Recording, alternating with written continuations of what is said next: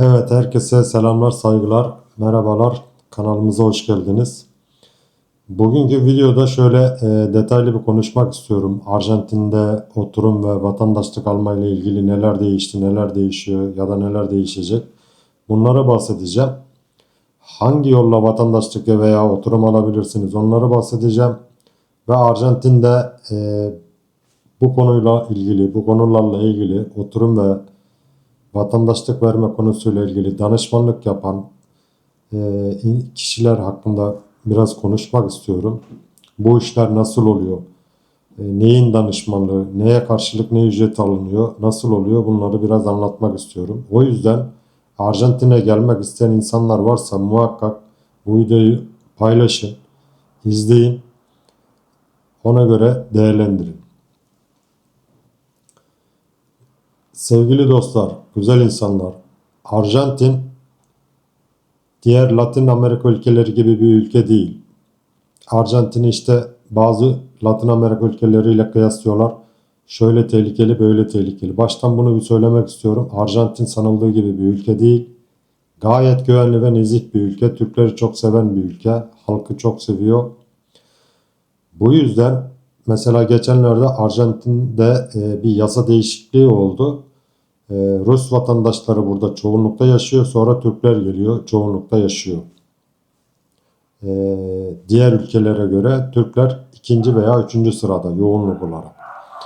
Şimdi adam ne yaptı? Tuttu Ruslarla ilgili sırf bak sadece Ruslarla ilgili yasa değiştirdi. Geçici oturum sürelerini kısalttı falan etti filan etti. Şimdi sıra Türklere gelir mi? Şu an için Türklerde bir sıkıntı yok. Bunları niçin anlatıyorum? Adamın yapmak istediği şu: Arjantin'de seçimler olacak. Yakın bir zamanda bir sene sonra falan bu seçimlerde eğer kazanırsa Arjantin'de yasal olarak kalma süreci olan 2 yılı 5 yıl hatta 7 yıl yapmak istiyor. Böyle bir değişiklik olursa Arjantin'in cazibesi kaybolabilir belki bazıları için. Yaşamak için gelenler ayrı. Ama ben sadece Arjantin'de yaşamak değil, benim amacım pasaport almak. Pasaport aldıktan sonra istediğim ülkeye gitmek istiyorum gibi düşüncesi olan insanlar çoğunlukta olduğu için eğer 5 yıla falan çıkartırsa Arjantin'de yasal olarak yaşama sürecini, dediğim gibi o zaman bir cazibesi kalmayabilir. Bunu öncelikle bir söyleyeyim. Bu değişikliği yapmak istiyor ama muhalefet baskı yaptığı için şu an için senatodan bunu geçiremiyor. Öyle söyleyelim, kabaca konuşmak gerekirse. Şimdi bunun dışında ne anlatacaktım? Arjantin'de vatandaşlık alma, oturum alma yollarını biz daha doğrusu YouTube kanalımızda bunları anlatıyoruz, anlattık ama insanların çok kafası karışık. Bize gelen Instagram'daki sayfamıza gelen yorumlar çok en çok sorulan sorular var. Onları cevaplamak istiyorum. Şimdi Arjantin'de vatandaşlık ve oturum almak istiyorsanız bunun değişik yolları var.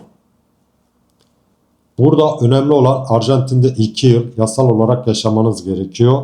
2 yıl yaşadıktan sonra e, vatandaşlık başvurusu hakkınız oluyor. En az 2 yıl yaşayacaksınız. Daha sonra vatandaşlık için başvuru yapacaksınız. Takriben de 1 yılda o geçiyor. 3 yıl. Arjantin'de pasaport almak istiyorsanız hangi oturum şekliyle olursa olsun en az 3 yılı gözden çıkartmanız gerekiyor. Bu bir.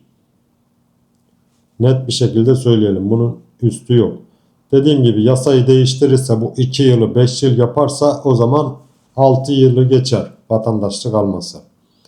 Vatandaşlık alma aşamasında neler oluyor? Orada da bir dosya hazırlanıyor. Bu dosyanın içerisinde de işte çeşitli istenen evraklar var, şu var, bu var, gelir var, gider var. Bunlar belgeleniyor falan filan. Onlar sonraki aşama. Önemli olan Arjantin'de yaşamaya karar vermeniz. Ben ailemle birlikte veya tek başıma Arjantin'e geldiğimde 3 yıl orada kalabilir miyim? 3 yıl orada yaşayabilir miyim? 3 yıl ben orada ne yaparım? Önce buna bir karar verin. Ondan sonra tamam ben 3 yıl burada yaşamayı göz önüne alıyorum dediğiniz zaman Arjantin'de yaşarsınız. Güzel bir ülke. Latin Amerika ülkesi, sıcak bir ülke. Hem havası hem insanları iyi. 9 ay yaz burada, 3 ay kış gibi bir şey. Burada yaşarsınız. Bunu bir kere sorun yapmayın. Ülke çok güzel bir ülke. Coğrafyası geniş, gezersiniz, iş yaparsınız falan filan. Arjantin'de ben şundan bahsetmek istiyorum. Biz burada danışmanlık hizmeti veriyoruz. İlk geldiğimiz yıllarda böyle bir şey yapmadık ama daha sonra biz de danışmanlık hizmeti vermeye başladık. Bazı insanlara gerçekten bunu bütün samimiyetimle söylüyorum. Gerçekten iyilik yaramıyor. Yani kimseden 5 kuruş para almadan, kimseyi zorlamadan, kimseyi yanlış yönlendirmeden çok iyilikler yaptık. Çok yol gösterdik, anlattık nasıl başvuru yapılır, nereden alınır, nasıl yapılır. Daha sonra bu insanlar tabii ki hatır kıymet bilmedi. Hepsi kayboldu gitti. Sonra zaman geçti. Biz 3 yıldır Arjantin'de yaşıyoruz bu arada. Benim bir kızım, bir oğlum var. Eşimle birlikte biz 4 kişilik çekirdek bir aileyiz. Daha önceki videolarda da bahsettim. Çocuklar bizim YouTube kanalımızda görünmek istemiyor. Bunu siz kendiniz halledin. Bizi karıştırmayın dediler. Biz de o yüzden çocuklarımızı YouTube'da videolarda göstermiyoruz. Bazı insanlar soruyor işte neden ailecek? Madem ailesiniz çocuklar nerede? Ne yapayım yani kolundan tutup zorla hadi gel video çekeceğiz falan mı diyeyim? Kızım var, liseye gidiyor burada Arjantin'de. Devlet lisesi okuyor. Oğlum var, üniversiteye gidiyor. Arjantin'de devlet üniversitesi okuyor. Bunların hepsini ben kendim anlatmak istiyorum. Çünkü insanlar YouTube'dan videoları tam olarak izlemeden direkt Instagram'dan mesaj atıyorlar.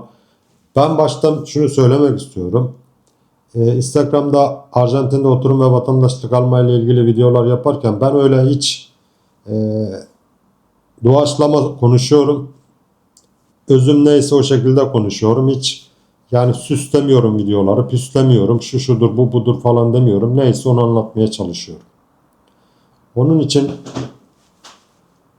lütfen videoları izleyin. YouTube'daki videoları ki insanların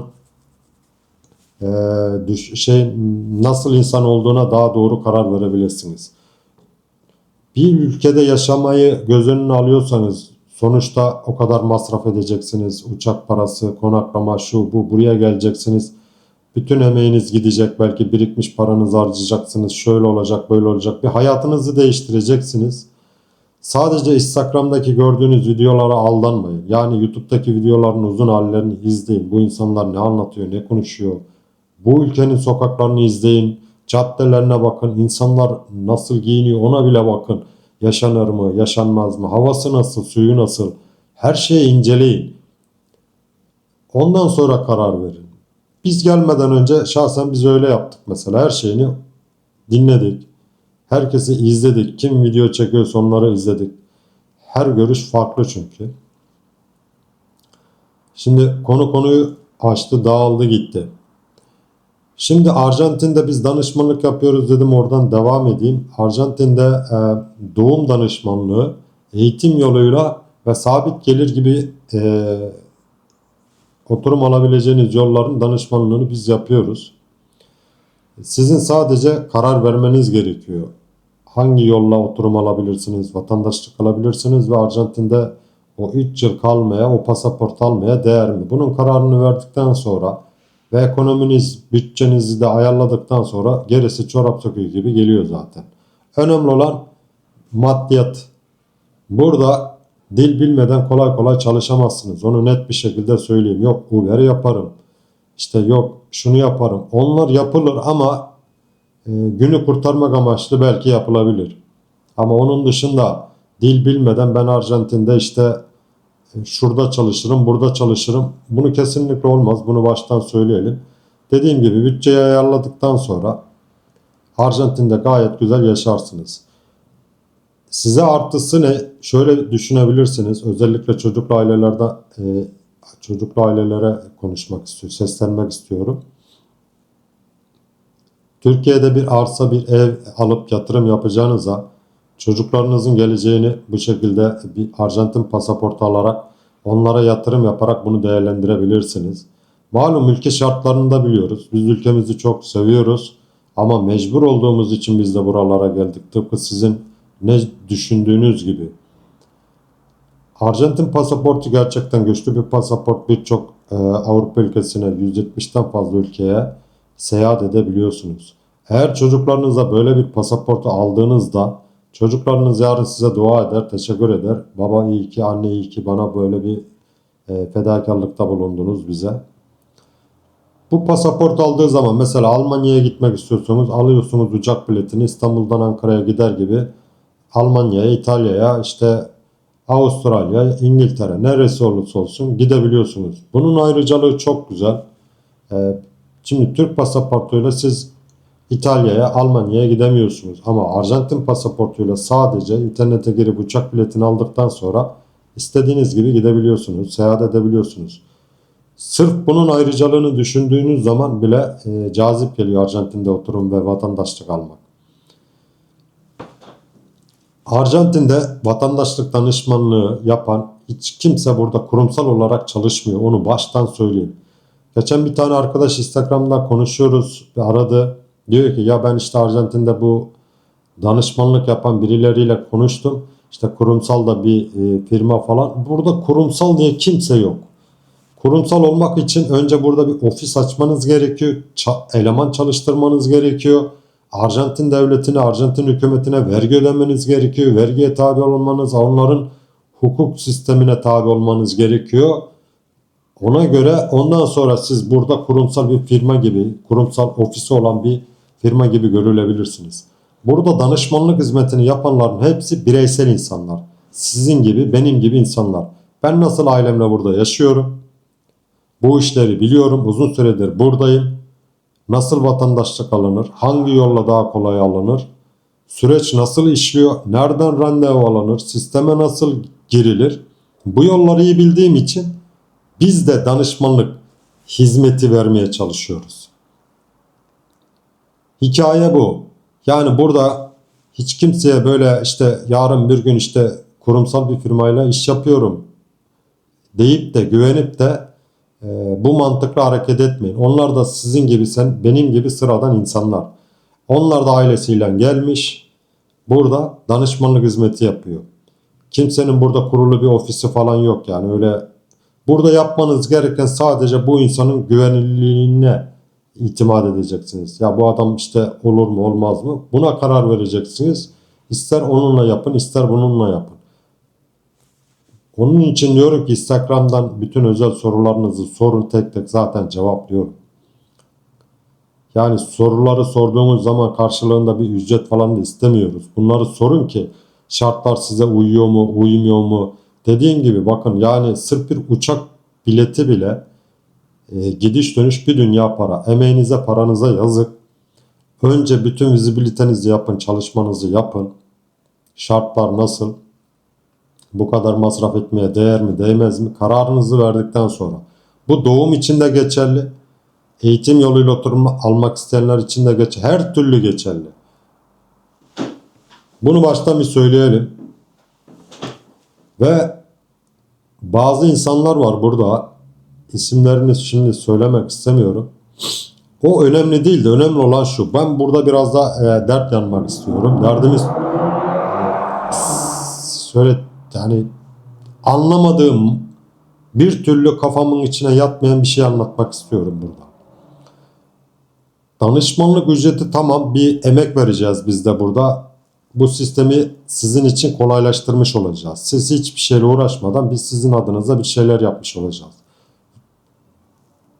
Bunun karşılığında bir ücret talep ediyoruz. Biz ne yapıyoruz? Ben ne yapıyorum? Ben bütün her şeyle ilgileniyorum. Buraya gelmeden önce, geldikten sonra bir arkadaş gibi, bir aile gibi olmaya çalışıyoruz biz burada. Bütün sorunlarınızda, kişisel sorunlarınız dahil, istekleriniz dahil her şeyle ilgileniyorum. Özellikle doğum yoluyla buraya gelen insanlar çok daha iyi düşünmeli. Çünkü sonuçta işin içinde sağlık var. Doğum çok farklı. Doğumun teferruatı var. Onları daha sonra anlatacağım. Şimdi ne diyordum? Dediğim gibi yani danışmanlık ücreti isteyen insanlar çok yüksek ücret isteyen insanlar var.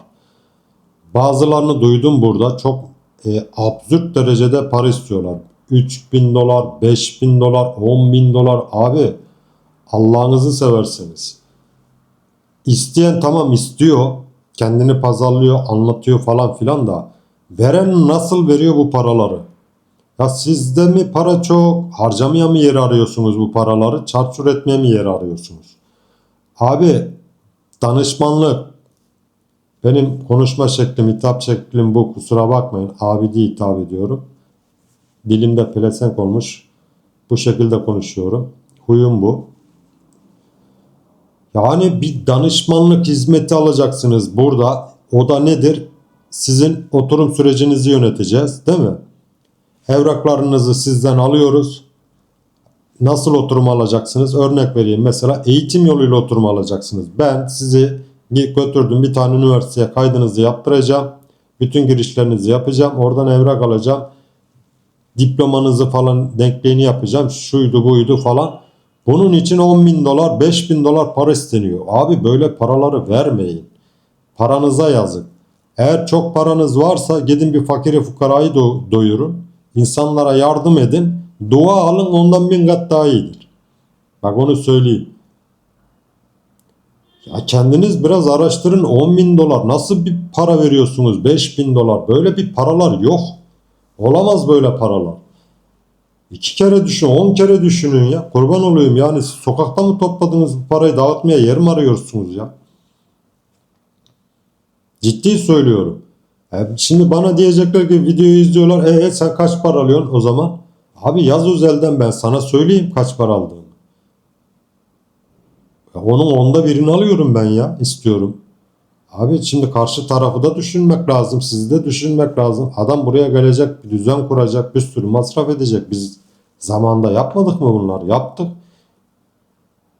Biz kendimiz yaptık, uğraştık, geri geldi, yanlış yaptık, hata yaptık, oraya başvurduk, olmadı, bu olmadı. Ama bütün sistemi köküyle çözdüm ben. Her şeyi biliyorum. Yasa değişikliği olsa takip ediyorum. Senatoda bir şey var mı? Onu takip ediyorum. Göçmenlikle ilgili bir değişiklik var mı? Her şeyi takip ediyoruz. Ama ben bunu bir gelir şeyine dönüştürmedim. Yani bu insanlardan 3.000 dolar, 5.000 dolar, 10.000 dolar para alayım da köşeyi döneyim bir mantığı gütmedim. Bir emek vereceksem, bir hizmet vereceksem cüzi tutarda bir para talep ediyorum, o kadar. Ama sadece onunla kalmıyorum yani. Ben bu parayı aldım, ondan sonra bu adamın ne hali varsa görsün demiyorum. Bu adam burada düzenini oturtturana kadar yanında duruyorum ben o adamın. Bir ihtiyacı olsa arıyor, soruyor, konuşuyoruz, muhabbet ediyoruz, dostluk kurmaya çalışıyoruz, arkadaş olmaya çalışıyoruz. Bazen de şöyle oluyor, çok iyi insanlarla tanışıyorum, aile gibi oluyoruz. Ya ulan keşke şu parayı almasaydım mı acaba falan oluyorum. Ben böyle düşünürken siz nasıl gidiyorsunuz da 10.000 doları, 5.000 doları veriyorsunuz, kurban olayım ya. Vallahi burada kurumsallık, sizin kurumsallıktan anladığınız nedir? Onların yaptığı işin aynısını yapıyoruz. Yani burada kurumsal diye bir firma diye bir şey yok.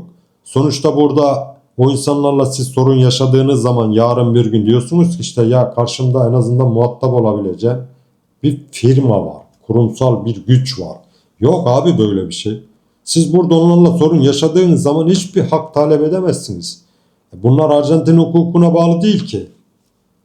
Gitseniz burada Arjantin'de polise şikayet etseniz paranızı da alamazsınız. Hiç, polis ne diyecek? Tutanak mı tutacak? İlgilenmez bile. Gitseniz burada Arjantin konsolosluğuna şikayet etseniz konsolosluğun umrunda olmaz. Konolosluk bunlarla ilgilenmiyor.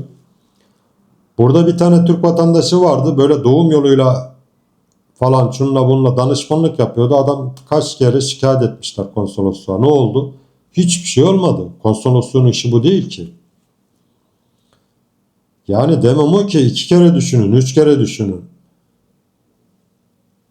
Ondan sonra geliyorlar, burada yarım yamalak işler oluyor. İşler karışıyor. Bunların yarım bıraktığı işleri çözmek zorunda kalıyoruz falan. Ya burada bu işi hakkıyla, hukukuyla, adaletiyle, insanlıkla yapan birkaç kişi. Bizim Salih abi var. Allah ondan razı olsun. Bana da o ilk geldiğimde yol gösterdi. Yordam gösterdi. Neyi ne yapacağımı anlattı.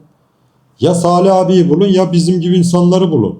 Şimdi buradan da diyecek ki ulan adama bak kendini pazarlıyor. Pazarlamıyorum abi, benimle de konuş. Salih abiyle konuş. Diğer o kurumsal dediğiniz 10 bin dolar isteyen insanlarla da konuş. Kararını kendin ver. Ciddi söylüyorum, herkesle konuş. Kaç kişi bu işi yapıyorsa, video çekiyorsa hepsini ara konuş. Ama kimseye ne olursa olsun onun yaptığı işi ben de yapıyorum, Salih abi de yapıyor diye onlar da yapıyor ya. Abi bu işin hakkı o kadar para değil yani. Kusura bakmayın, eğer sizin paranız çoksa, siz parayı harcamak için bir yer arıyorsanız gidin verin kardeşim. Ona söyleyecek bir lafım yok. Şimdi doğum yoluyla gelen insanlara ben şunu söylemek istiyorum. İnsanlar parası çok olabilir.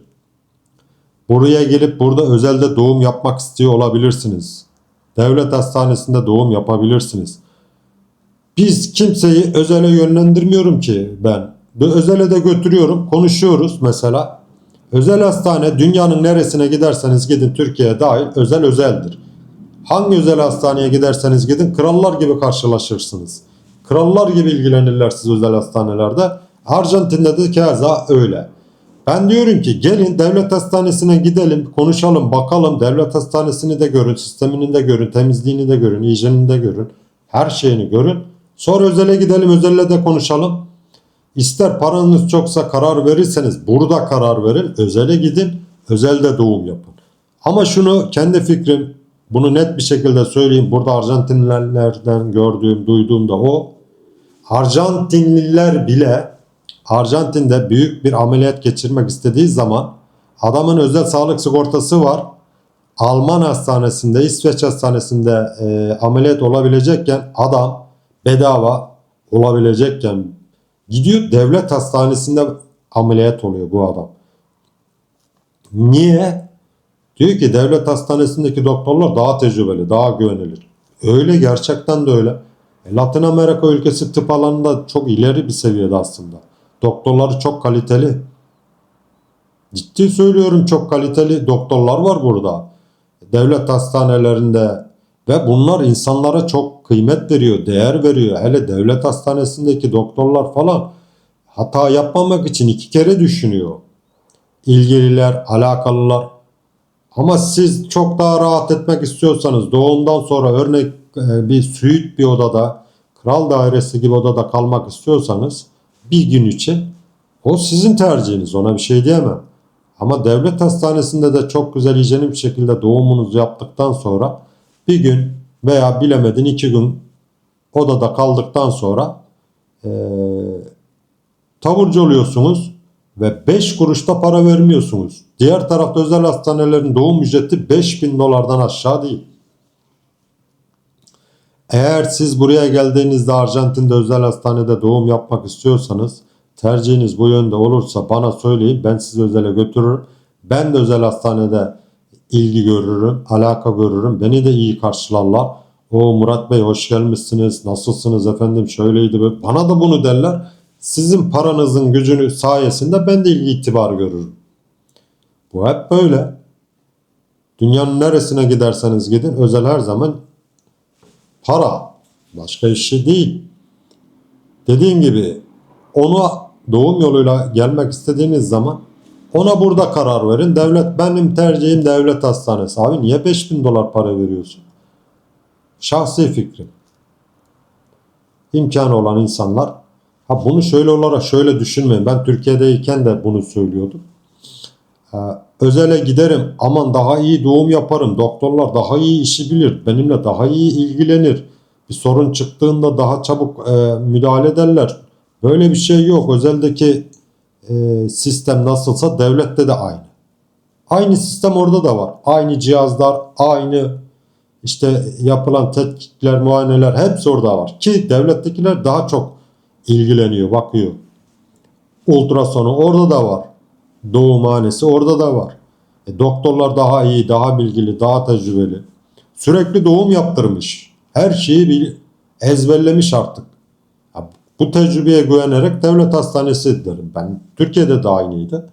Özelde burada da aynı yani. Bunun dışında eğitim yoluyla Arjantin'de oturum almak isteyen genç insanlar oluyor. Bazen 30 yaşın üstünde insanlar oluyor. Burada üniversite okuyarak oturum almanız ve vatandaşlık almanız kolay. Önemli olan lise diplomanızın olması. Lise diplomanızın puanı hiç önemli değil. Burada lise diplomasına denklik alabiliyoruz. Bunu yaptıktan sonra gerisi Türkiye'den getireceğiniz birkaç tane evrağa bakıyor. Burada ben şunu da söyleyeyim öncelikle. Ben kendimi bir türlü anlatamıyorum. Instagram'daki videoların altına birkaç tanesi böyle yazıyor. Ben bunları engellemekten, silmekten bu yorumlara bıktım. Arjantin'de dil sertifikası isteyen üniversitelerde var ama dil sertifikası olmadan kayıt yaptırdığım benim üniversitede var. Şimdi buraya geldiniz, üniversite okumak istiyorsunuz. Ya abi ben araştırıyorum, yapay zekaya sordum, başka birine sordum. C1 seviyesinde, B1 seviyesinde dil sertifikası istiyor, dil şartı istiyor. Abi yok. Ya ben yok diyorum, adam yapay zekaya sordum diyor. Arjantin'de biriyle konuşmuş. Abi onlar var diyor. Ben yalan mı söylüyorum sana abi? Buraya geldiğin zaman ben seni Arjantin'de üniversiteye gittin Buenos Aires'te üniversiteye kaydını yaptıracağım. Beraber gideceğiz. Ben seni götürüp katakulle bir yere mi kayıt yaptıracağım abi? Beraber gideceğiz. Beraber kaydını yaptıracağız. Oradan sertifikanı, belgeni alacağız. Oturum başvurunu yapacağız. Bu işi yaptıktan sonra benim paramı vereceksin. Olay bu. Burada nasıl bir yanlış olabilir? Burada nasıl bir hata olabilir? Ya ben o üniversiteye gitmek istemiyorum ama farklı bir üniversiteye gitmek istiyorum, farklı bir bölüm okumak istiyorum diyorsa, gerçekten okumak istiyorsan, gerçekten okumak istiyorsan UBA var. UBA C1 seviyesinde dil şartı istiyor. Tıp mesela, mühendislik, makine mühendisliği olsun, bilgisayar mühendisliği olsun. Bunlar C1 dil sertifikası istiyor. O olmadan UBA kaydını yapmıyor. Veyahut da başka bir bölüm okuyacaksın. Mühendislik değil de alt bir bölüm falan. Onlar B1 falan istiyor. Diğerleri mühendislik bölümleri C1 sertifika istiyor. Ama ben sırf vatandaşlık alacağım, oturum alacağım, onun için üniversiteye kayıt olacağım diyorsa bunlara gerek yok. Dil okuluna kayıt olmana da gerek yok. Ben mesela geçen bir tanesi dedi ki ya abi ben önce dil okuluna kayıt olmam gerekiyormuş. Daha sonra da üniversiteye gideceğim. C1 sertifikamı alacağım. Üniversiteye başlayacağım. Baba sen bir yılda nasıl Arjantin İspanyolcasını öğreneceksin de C1 seviyesine çıkacaksın? Çok mu zekisin? Çok mu iyi dil yeteneğin var? Ya imkanı yok. Bir yılda hatta 2 yılda C1 seviyesine çıkamazsınız. Gece gündüz İspanyolca öğrenmeye çalış. Yine C1 sertifikasını alamazsın. Bu kadar kolay değil ki bu. Sen şimdi geleceksin bir umutla dil okuluna yazılacaksın. Dil okulunu bitireceksin ki ona da bir dünya para vereceksin. Öyle az buz para da değil.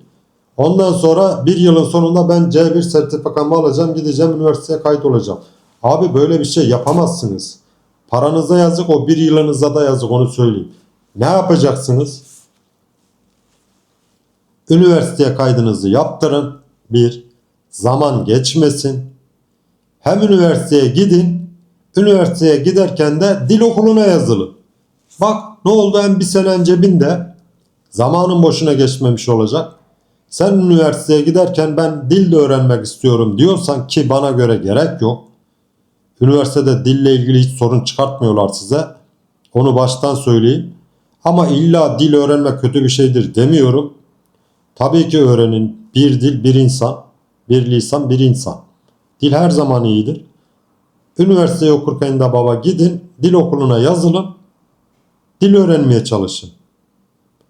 Zaten üniversiteye giderken üniversitenin içerisinde arkadaşlarınız olacak. Arkadaş edineceksiniz. Oradan bir tane arkadaşınız olsa zaten dil okuluna gitmeden samimi bir arkadaşlık kursanız orada dili çözersiniz zaten. Benim çocuğum öyle yapıyor. Ben hiç dil okuluna göndermedim. Kendi çabasıyla öğrendi hepsi. Üniversitede arkadaşı oluyor. Burada arkadaşı var. Benim kızım keza öyle. Devlet okuluna gidiyor. Hepsi Arjantinli. Mecbur hepsi İspanyolca konuşuyor. Dili öğrenmek zorunda. Ne yapacak? Başka çaresi var mı? Bu şekilde yerel aksanlığıyla birlikte daha iyi öğreniyorlar.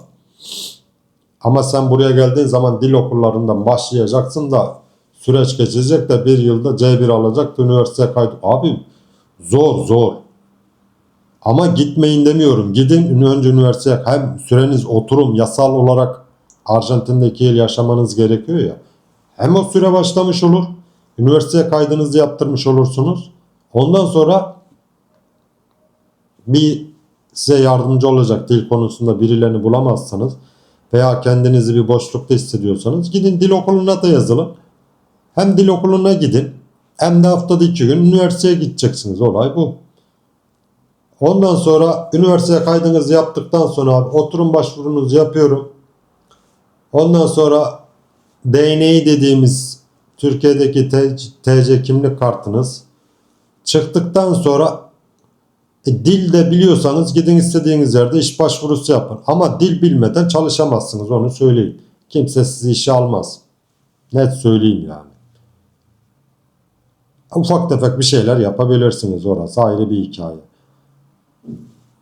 Şimdi özelden soruyorlar Instagram'dan falan. Onun için ben videoları böyle allayıp pırlayıp süsleyip videolar yapmıyorum. Her zaman söylüyorum. Herkesi dinleyin. Beni de dinleyin. Başkasını da dinleyin. Ya tamam, bu adam iyi az konuştu, tamam. Git bir de başkasına da sor. Ondan da bir fikir al. Ama bu fikirlerin üzerine başka bir şey söylenemez yani, yok. Yani güncel yasalar bu. Güncel durum da bu. Ben 3 yıldır ailemle birlikte burada yaşıyorum. Bütün prosedürleri yakinen takip ediyorum. Göçmenlik ofisinde de arkadaşım var. Ona da soruyorum.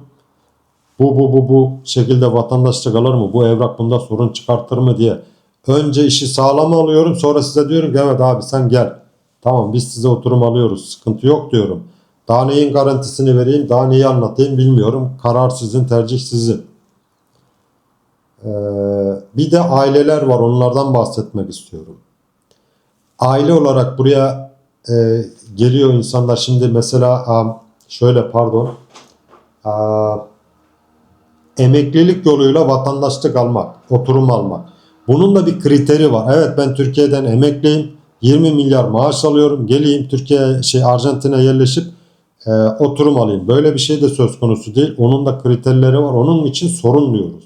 Her emeklilik burada oturum alamıyor. Her emekli maaşı alan Türkiye'den burada oturum alamıyor. Şartları var. Çok katı da şartları var. Önceden bu kadar ilgilenmiyorlardı. Şimdi çok detaylı ilgileniyorlar. Gerçekten Arjantin'e gelip yerleşmek ve vatandaşlık almak isteyen insan bu videoyu sonuna kadar izler. Çünkü ben telefonda da insanlarla 1 saat konuşuyorum neredeyse. 1 saat bir kişiyle anlatıyorum. Ya bazen eşim bana kızıyor, diyor ki ya bu kadar insanlara bu kadar çok şey izah etmene gerek yok. Gelmek isteyen zaten gelir. Anlamak isteyen, duymak isteyen zaten duyar diyor. Ama ben dayanamıyorum ki, her şeyi anlatıyorum, her şeyi konuşuyorum, her şeyi söylüyorum. Ya yazık günah diyorum. Adam ailesiyle gelecek burada perişan olacak, belki sevecek, belki sevmeyecek. Ya ama bize böyle dememişlerdi diyecek belki. Demesinler diye bütün inceliklerini anlatıyorum. Ne yapayım yani, huyum bu. Dayanamıyorum. İşte kurumsallıktan bahsediyorlar ya, ben böyle kurumsal murumsal falan filan da olmuyor. Bende öyle bir şey yok benim kitabımda. Ben neyse onu anlatıyorum. Video çok uzun oldu belki. Biraz konuşmak istedim. Biraz içimi dökmek istedim. Dediğim gibi aile olanlar, doğum yoluyla gelmek isteyen, öğrenci eğitim yoluyla gelmek isteyen insanlar, size sesleniyorum. Güzel insanlar, dostlar, canlar. Paranıza pulunuza yazık. Burada geldiğiniz zaman bir sabit geliriniz, bir birikmişiniz falan yoksa burada para harcayacaksınız. O paranıza pulunuza da yazık. Doğru düşünün, iyi düşünün, doğru karar verin. Ondan sonra iyi araştırın. Hakkımızda hayırlısı olsun. Dediğim gibi sormak istediğiniz bir soru olursa Arjantin günlüklerimiz Instagram hesabımız var. Arjantin günlüklerimiz. Bizi oradan takip edip oradan istediğinizi sorun. Araştırın. Kararınızı verin. Ona göre bir yola çıkın. Doğum yoluyla, eğitim yoluyla, emeklilik yoluyla, iltica yoluyla bir sürü yol var. Sorun, şartlar size uyuyor mu, uymuyor mu, değer mi, değmez mi, nedir, ne değildir. Ondan sonra karar verin, sonra bize dönüş yapın. Bir ricam daha olacak. Instagram'dan ben günlük, samimi söylüyorum, en az 20 kişi yazıyor günlük. Bazen 40 kişiye çıktığı oluyor. Dönebildiğim hepsine dönüyorum. Hepsine cevap veriyorum. Bazı gençler var, bazı insanlar var. Mesela bir tanesi doktor. Doktor bey, sana da selam olsun. Abi, hiç mi tüzük yok sende, kurban olayım ya. Adam da öyle bir mesaj atıyor ki baba Arjantin'de nasıl oturum alınır? Bana Instagram'dan ilk yazdığı bu. Baba Arjantin'de oturum nasıl alınır? Ya da bazıları işte anlatsana birader nasıl oluyor bu iş? Bilgi versene. Ya abi, insan bir merhaba der. Sorar, bir selam verir. Bir Allah'ın selamını verir. Bir merhaba der. Hadi Allah'a inanmıyor olabilirsin. Ya bir selam ver, bir merhaba de. Ondan sonra derdini anlat kardeşim, sor. Ben zaten ona da cevap veriyorum ama yani buraya geldiğiniz zaman buradaki Arjantin insanı her şeyde merhaba merhaba merhaba merhabası eksik olmuyor. Gayet nezih insanlar, güzel insanlar. Burada ne yapacaksın? Burada da mı öyle yaşayacaksın? Baba ne haber mi diyeceksin? Ya doktor olmuş adam, bana hiç mi tüzük öğrenmedin sen ya? Bana diyor ki baba anlat sana nasıl oluyor? Ey Allah'ım ya Rabbim ya Resulallah ya Rabbi ya. Neyse, diyeceğim bu kadar. Sağlıcakla kalın. Görüşmek üzere. Allah'a emanet olun.